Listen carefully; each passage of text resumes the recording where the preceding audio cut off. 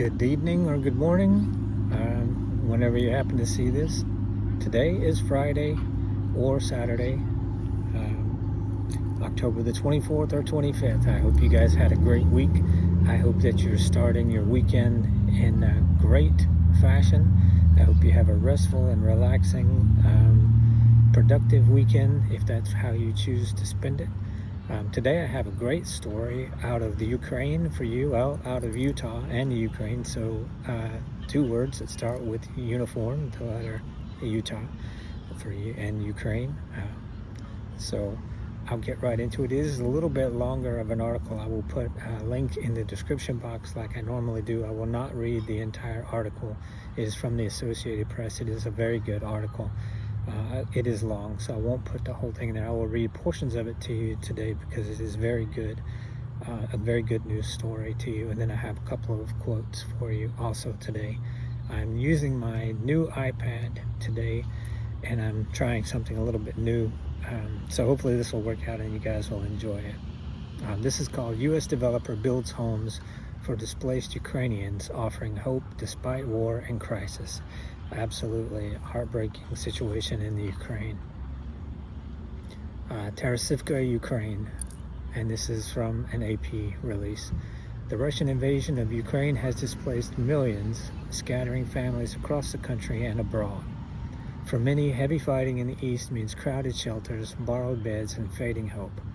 About 400 miles west of the front line, however, a privately built settlement near Kiev offers a rare reprieve: stable housing, personal space, and the dignity of a locked door.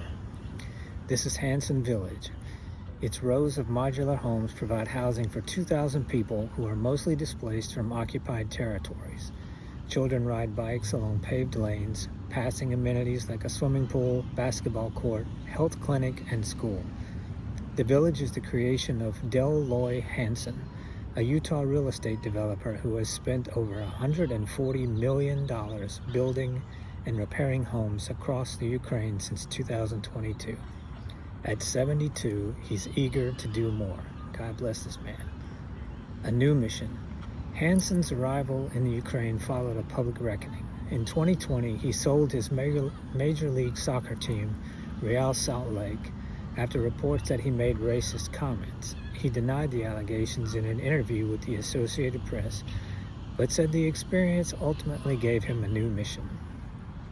I went through something painful, but it gave me humility, he said. That humility led me to the Ukraine. Seeing people lose everything, Hanson said he felt compelled to act. This isn't charity to me, it's responsibility. He said, if you can build, then build, don't just watch. Hanson now oversees more than a dozen projects in the Ukraine, expanding Hanson Village, providing cash and other assistance to elderly people and families, and supporting a prosthetics clinic. He's planning a cemetery to honor displaced people and a not-for-profit affordable housing program designed to be scaled up nationally across the Ukraine. Ukraine's housing crisis is staggering. Nearly 1 in 3 citizens have fled their homes, including 4.5 million registered as internally displaced. And it goes on. I won't read every bit of it, but please go to the link that I'll put in the description box and read the rest of it, and pray for the people of the Ukraine and the people of Russia, because they all need it.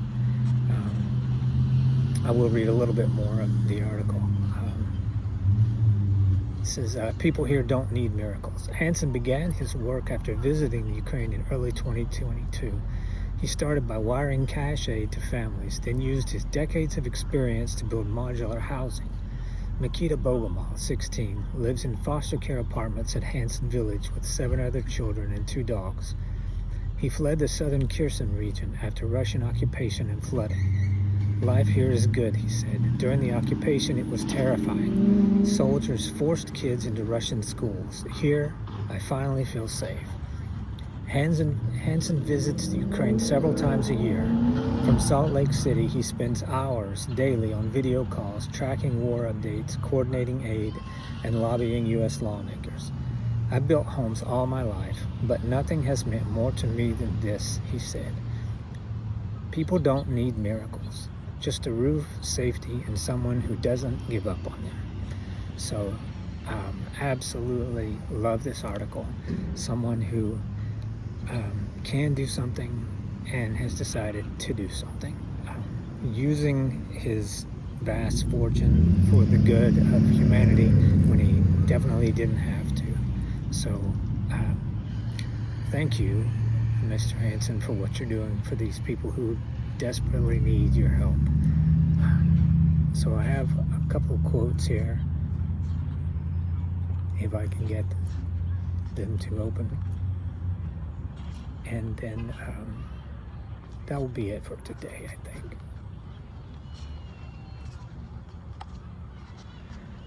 A new command I give you, love one another. As I have loved you, so you must love one another. John 13:34. A gift opens the way and ushers the giver into the presence of the great. Proverbs 18:16. I love that one.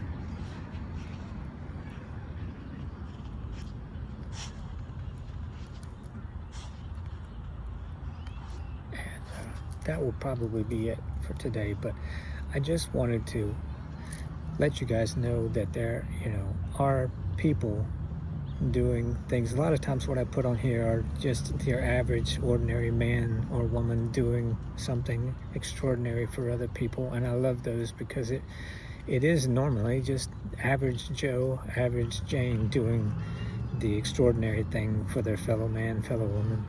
But occasionally you do find the extravagant example, like Mr. Hansen, a man with incredible means of wealth and talent and political reach, because he is a man of means in every category, and he is doing everything that he possibly can to help these people. So kudos to you, and God bless the people of the Ukraine and Russia, because at the end of the day, it's really not the average common person in the Ukraine or Russia who desires this conflict in any way whatsoever. And I have friends on both sides of that conflict, and I have served and worked with and taught both Russians and Ukrainians, and I have great respect and love for both sides of them, although I don't necessarily agree with either side of them at this point. But we are all God's children, and so I love them all. That'll be it for today. I hope you guys have a great day and a great weekend. Remember, God loves you. He is everywhere that you are ever going to be, and He loves you, and I love you too. Good day.